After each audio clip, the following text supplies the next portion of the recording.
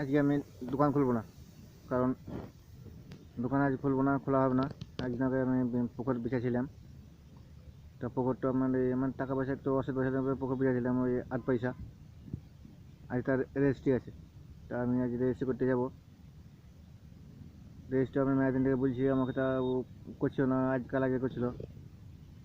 তা আজকে ডেট হয়েছে, আজ আমিও যাবো শুদ্ধ। তা রেজিস্ট্রি করে এসে তখন ওই বাড়ি থেকে দোকান খুলবো, তার আগে হবে না। আমার দরকার ওকে রেজিস্ট্রি না করে দিলে আমার পরে আমার কী হবে না হবে, তখন আমি ফেসে যাবো। আমি তখন ধরে আমি থাকবো। আর রেজিস্ট্রি করতে গিয়ে 8 পয়সা পুকুর, ওই পুকুর নিয়ে 8 পয়সা, তাছাড়া কিছু না। 8 পয়সা পুকুর নিয়ে এসে পুকুরটি পুকুরটি রেজিস্ট্রি করে দেবো। তার ডাঙা ভাঙা কিছু নয়, শুধু পুকুর জলা কিনে আছে 8 পয়সা।